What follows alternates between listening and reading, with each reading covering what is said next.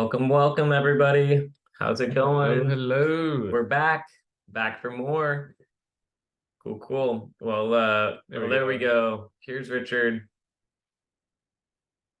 What's up, Richard? How's it going, man? Richard. We're already live, so you can we're good to go. Good to rock and roll. All right. Sorry for the very last minute delay. Sorry, Jason and Francis. Sorry, Jason and Zach. Yeah, no worries. No worries. If I put my camera there, that's a better light. Cool. All right. We'll let you take it away. People are still trickling in, but the chat box is open and you should be able to share your presentation at any point as well. So have fun. Thanks, Richard. Awesome. Thanks, Richard. Thanks, guys.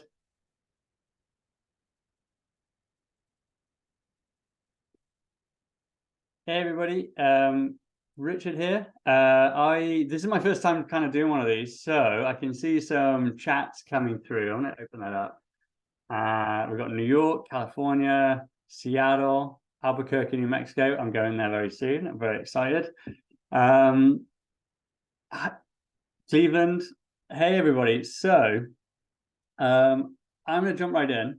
This is the most unpolished presentation you've ever seen, and probably quite a strange one because we sell composting toilets, and I'm going to tell you when a composting toilet is right, but when it's not right. So it's going to be quite, hopefully, an interesting presentation. So let's dive in. Let's share, not that screen. Let's get it up and ready, and then make it file. Can I make this present? So we'll do this. Slideshow. Hey, here we go. And then let's go back to Zoom and let's make it. How do I get to Zoom? Which one am I doing? Yeah. Okay. So people in the chat, you are sharing your screen. That is not the slide I need to be on. I need to be all the way back here, which is a terrible blank slide because I didn't get a chance to like vajazzle it and make it look really pretty. So when is a composting toilet the right choice for a tiny home? How many, just out of curiosity, no open questions. Only hosts and panelists can see the questions. Open, dismissed, and answered, ignore. Just roughly with a show of hands, 55 participants. Who has a tiny home, who is looking to get a tiny home, and who is kind of exploring the tiny home space? Is there a way to like do a show of hands on this?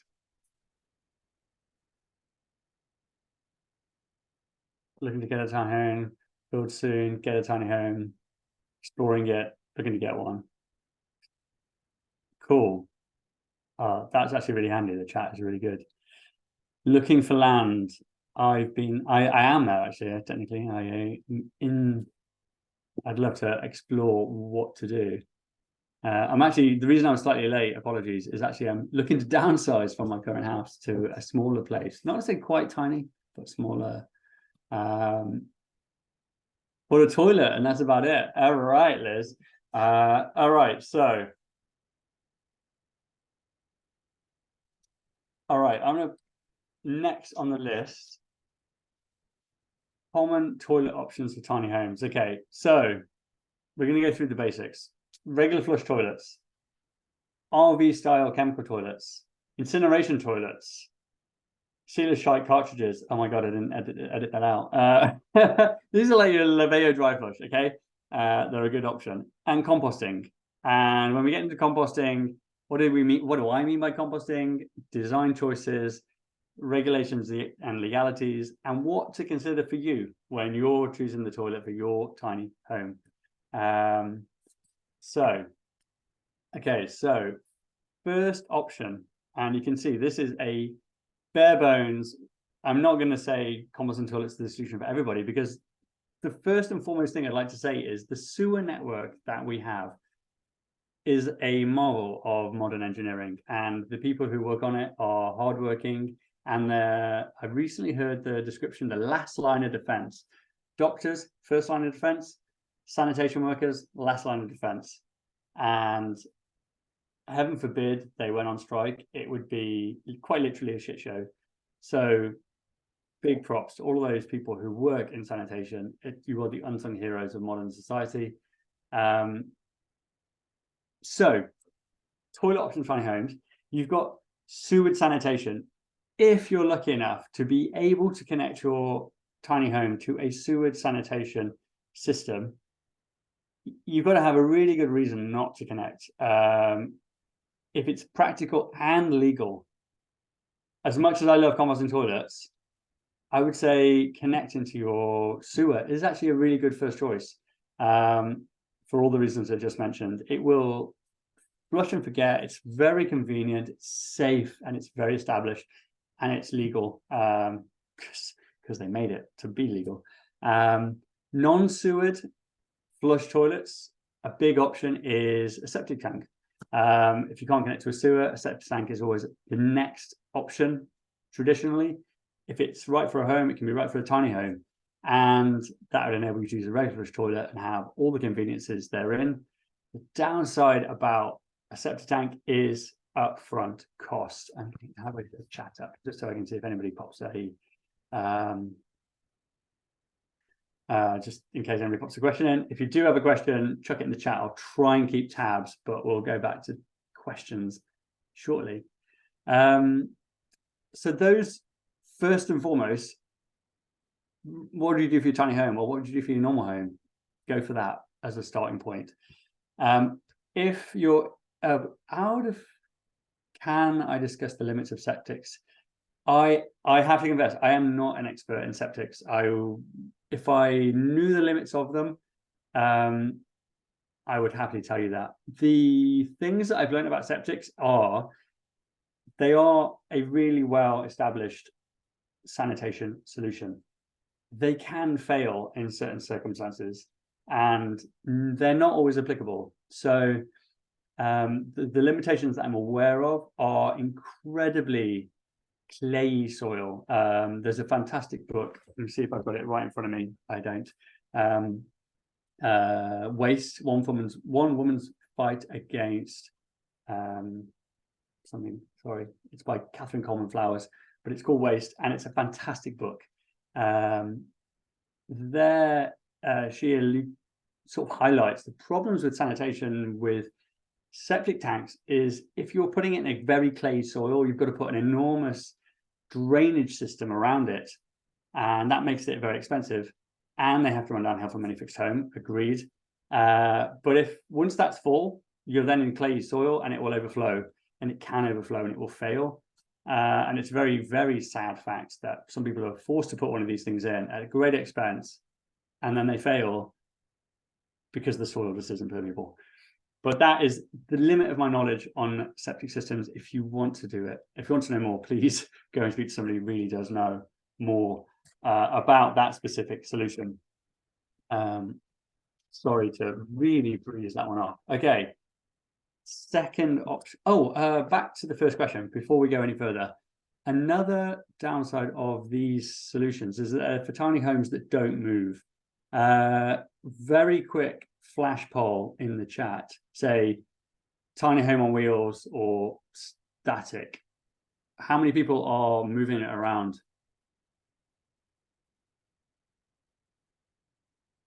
Tiny home on wheels, tiny home on wheels. Okay, that static, okay.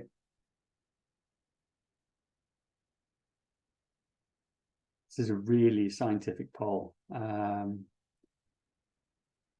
It looks like it's, call it 50-50, maybe a slightly skewed towards static. And if you are static, this could be an option. If you're kind of static sometimes, that's kind of not quite static. That's my business partner halfway through my talk. Are you kidding me? Thank you. All right, next, black tank. Thank you, Erica, who's sitting there watching me and saying, hurry the hell up. So next option for those of you on tiny home on wheels, you're going to be moving around. Traditional options, black tanks, which are the traditional toilet option. You can connect, if you're in a place with a sanitation connection, you can put your stinky slinky into that and have the convenience of a flush toilet. If you don't If you want to go for the other option and you're going to be moving around a lot more, you can have a cassette toilet, which is the other type of option for a RV, which would be like a porta potty or a sort of chemical cassette toilet that comes out the side of your wall. Those have a very big limitation in that they have a very small capacity. You're going to be emptying them every 2 to 3 days. So that's the black tank. So I would imagine that the go-to if you can't have a sewer is the black tank because it's the most common. The next most common, and probably the holy grail, it's kind of the dream of everybody, is like, I have to say, incineration toilets are great. You can see the Cinderella Travel LPG in the bottom right corner of my slide. They're a great and very convenient solution for off-grid sanitation. You know they're safe because they've just burnt the hell out of every pathogen in there. And the downside of that is that they take an enormous amount of energy. They're established, they're within the regulation, they're portable, they're expensive as hell, but they do kill pathogens. And that's probably right. Any questions? Anybody thought about putting in a incineration toilet? Oh, you're changing from compost to incinerator. Black tanks stink, chemicals, and use a lot of water. Yes, black tanks definitely stink. In fact, I think that was the dude behind my chat in the previous slide. The other option is a dry flush toilet. These are fairly new. They basically wrap and seal your waste away. There's a picture of a Liveo dry flush, which is probably one of the market leader. And they're convenient. The downside, they literally, you put them down, you plug them in and pop in a cartridge and you're good to go. A cartridge will last you around 15 to 17 flushes, looking on their website. And it'll cost you about 23 bucks, which is quite a lot for a pee. The people have commented that, you know, it feels like a bit of a waste for a wee. For number 2, definitely sounds like a great option. You just pre-wraps it and you can get rid of it. But that is an option. And it's a very simple plug and play solution. Composting toilets, onto my specialist subject. And I am conscious that I'm now halfway through the presentation. What is a composting toilet? So when we talk about a composting toilet, we're talking about a toilet that uses nature's natural process of composting waste to break down and kill pathogens. To enable it to happen, you can't just have a bucket of poo because you've got a bucket of poo and it will stay a bucket of poo. You have to add carbon to enable the microbes to digest and convert that waste into a nutrient-rich compost. The carbon material has many benefits. It maintains the right ratio of carbon to nitrogen to enable it to compost. It helps drying. It promotes aerobic conditions within the compost itself, which enables it to stay composting efficiently. It makes it obscure the contents, which is another way of saying you don't want to look at yesterday's dinner when you're going for your morning constitutional, and it can reduce odors. So there's many reasons to add a composting medium on top of a composting litter on top of your composting toilet. There are a few systems that can add heat to compost in situ. When I look in detail, I can't see whether they claim to kill pathogens, and that's something that I'm quite interested in, making it as safe as possible. More recently, composting toilets have really clung on to this idea of a urine diverter, and that is a game changer for composting toilets, because by separating solids and liquids, if you've used one or if you have, Lil, you talk about this so gracefully. Thank you. When you separate solids and liquids, you quickly realize it's actually the wee that smells the worst. Emptying the wee, although you have to do it more often, it's largely pathogen free for most people, and it's the most smelly. Although everybody thinks it'd be really easy to empty a bucket of wee, but when you've stored it for a day or two, or you put it in an oil tank, it can get a bit smelly. The solids, which everybody thinks is going to be really horrible, is really not. And it's that reason that I got into composting toilets. I was like, wow, I don't have to empty a chemical toilet because they are not very nice to empty. I would be the guy in the full house suit if I had to empty one of those again. So yeah, it's the English accent. Thanks, Eric. Now, someone mentioned coffee grounds, and yes, I've put coffee grounds in my composting toilet before. Some people say there's a question around flies. Does it attract them because of the sweet smell of the coffee? But I'm in favor of they're brown, and it's a way to get rid of them. And in a way, I would love for composting toilets to be able to compost everything in your van, because it'd be really cool. I really believe in composting as the only circular solution for materials. Good question. What happens to medicines a person takes out? For instance, blood pressure medications. Do medicines break down in compost? And if you compost something you are adding to your soil and putting in the ground? This is a very good question. So thank you, W. So one of the things on the next slide, if I can click. No. One of the things to think about with a composting toilet is composting takes time. A lot of these toilets will, let's keep an eye on the new messages.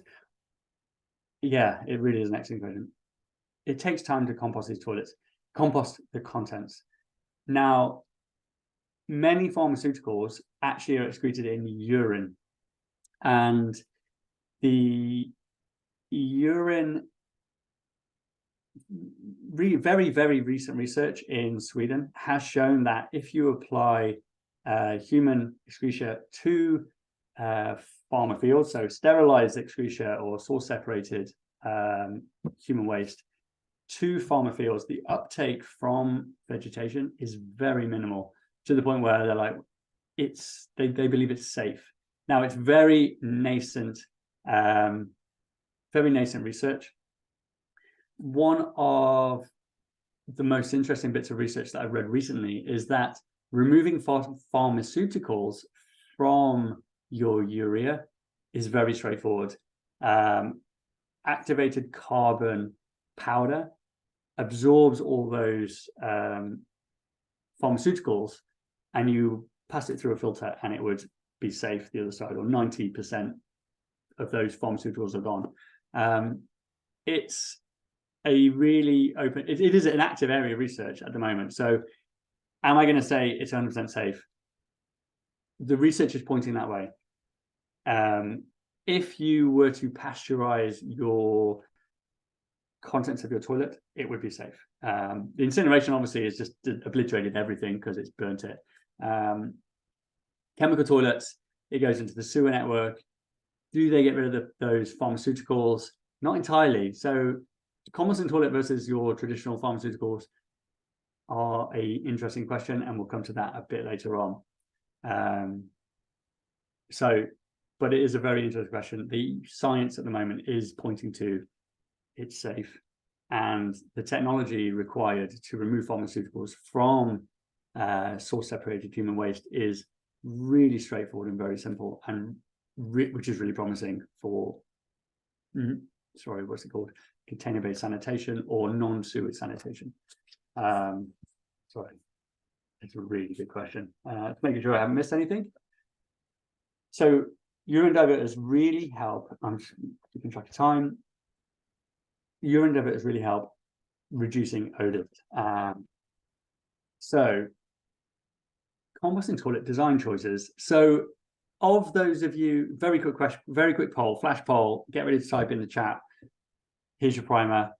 For those of you who have looked at a composting toilet for your tiny home, have you looked at an integrated agitator or adding sawdust after every use, or just into a bag without any added sawdust?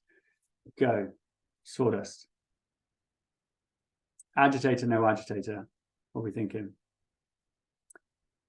By the way, Alexis, it's a really good point to add sawdust. It's super important.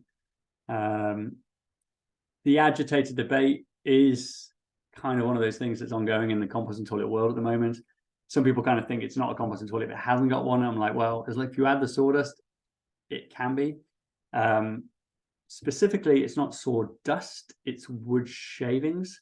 You want to trap that air in the composting medium to make sure that it has the air to compost.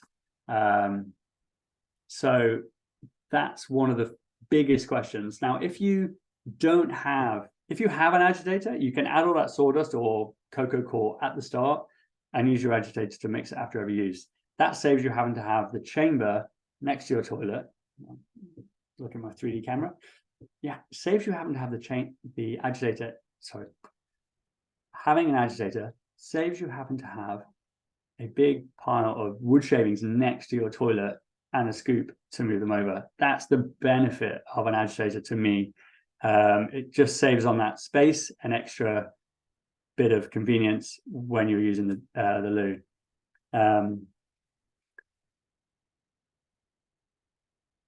The bigger benefit of not having an agitator is that you can put a bag in there straight away and it's pre-bagged, so you don't have to do the emptying thing. I'm a big believer in the agitator, but I'm biased because we're doing one. But on the bright side, we're about to not tell anybody that we're launching like an alternative version that doesn't have a bag, an agitator, sorry. So if that is your preference, that's cool.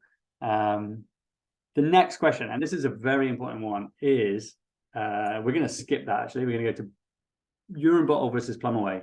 So composting toilets can either collect the urine from a urine diverting toilet in a bottle and keep it there, and then use it as a fertilizer. It's generally very safe, especially if it's own urine, because you're not going to catch anything from yourself.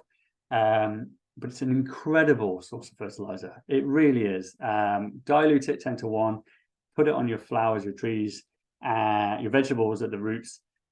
It's going to be fantastic. It's one of the most incredible fertilizers. It's got all the nitrogen and potassium. The solids, much less fertilizer value.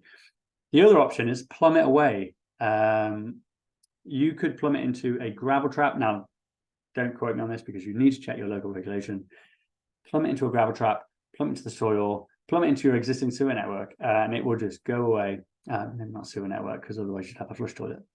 But plumbing into a gravel soak away is an option. It's one of the questions around trying to solve this problem of urine in the Gates Foundation and the Reinvented Toilet Challenge is like, why? I don't want to drink water from my own urea. I can just put it into the water and turn on the tap, put it into the soil and turn on the tap, and I've got fresh water. It's a big question. Looking in a bottle from grey water. Now, so if you're in a static place, plumbing away is the easiest. If you are going to be off grid, a urine bottle is a more viable option because you can store it until you can get somewhere to dispose of it. Or you don't have to dispose of it straight on your camp if you're off grid, because that's just really not cool. Don't dump your urine straight onto your camp, because the next guy who comes there is going to have all your smelly urine, and that's not cool. Big question, build versus buy. Now, this is a really important point that we need to touch on, because a lot of regulation in the States around composting toilets is surrounding, is the toilet certified? Incineration toilets are very certified, both for static and mobile. However, if you buy, you have to be cautious that if you're going to get your static thing, your static tiny home certified, you have to check whether your manufacturer has a certified product. Many states require it, not all of them, I don't believe. But if you're going to buy one, check with the manufacturer that they have that regulation, that it is certified to be used. That's a really open question, and it seems a bit of a strange one because it's a recommended sanitation solution by the EPA, I believe. But each individual state has its own laws and individual building codes, and that's what makes it so hard. So that's one of the challenges. The biggest challenges probably at the moment to composting toilets gaining traction is around this sort of, can I do it? It's a really straightforward question, but no one wants to give you a straightforward answer because no one wants to be on the hook So do check locally, and we're looking to collate resources. So if you know of a place where your state says do this, we're looking for that. Now, I've got a few minutes left, so I'm going to go off piste. If a lot of people are building, if you're going to build your own or buy your own, build your own or buy, one of my favorite things that isn't in America, which combines the best of a composting toilet. And by the way, I don't sell this. I'm not a salesman for them, and I think it's the best idea in the world. Eric's going to kill me, but there is a thing called a aquatron, and I fell in love with this thing the first time I saw it. There are no moving parts. You can turn a flush toilet into a composting toilet. I'm like, the way it works is it uses, you take a typical flush toilet, you flush it down, it spins it around, solids fall down the center, pile up to be composted, liquids are then ejected out the side, which my hand vanishes out the side, and can be drained away into a soakaway tank. Now, they are not grey water, they are definitely black water. They need to be treated as such. But treating water without the solids is a much easier proposition. And the reason that it hasn't, the reason I don't think it's, no, it's really small. It's it's probably about that big. So there's a question saying, is it the coolest thing ever? But is it big? It's like, this thing is about that big. And you just have a water pipe coming in, because my hand keeps vanishing, and a water pipe coming out, and a vertical pipe for your solids, and it's done. And there's nothing moving inside. And when you watch it, I was like flushing the toilet for a good 20 minutes, watching the magic happen. The reason it's not as popular in America is because you've got 50 states of different regulation. And I've looked in Europe, they're established in Europe. They come with carousels. You can put vermiculture in them. You can use worms to compost that shit. But the regulation is so difficult that they haven't caught on over here. I've posted it on like YouTube videos. I'm like, hey, you've got this problem. Like, put one of these in your setup. You're off grid. No one's going to know. But doesn't settling up for black water remove especially the disposable, more intensive, especially disposable process? Yes. Getting rid of black water is always tricky. You've got to, if you're going to have one of these systems. Oh, by the way, they actually have a solution for this. They have a UV light system that you just pass all the water through, and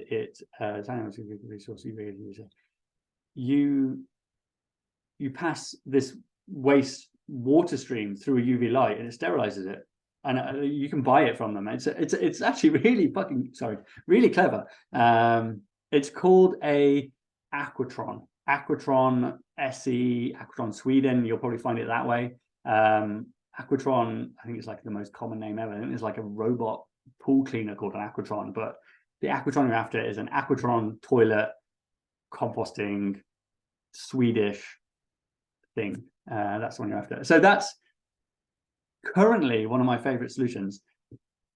Now, there's a lot of people working on an even better solution. What's going next? And I'm going to ignore the slides now because I'm way past that. Where is it going next? ISO 30500. Thanks, Erica. It's a standard developed by the Bill and with sponsorship by the Bill and Melinda Gates Foundation, and it's for non-sewage sanitation. And there's a lot of people looking at this, me included, and we're all working towards what could toilets be for those of us who are off-grid, that we do want to get off. We do want to be mobile, or we don't want to have a sewer, and that includes billions of people. And it's the reason I was up until, well, technically I went to bed, got up at 11, and then got up again at 3 because I couldn't sleep and just stayed awake, which is probably why I'm a little bit talkative right now. I'm out of time. All right, I think I'm out of time. Everybody, check it out. I really appreciate your time. If you have any questions, drop us a line at info@compactcloset.com, and I will leave you there. Thanks, everybody.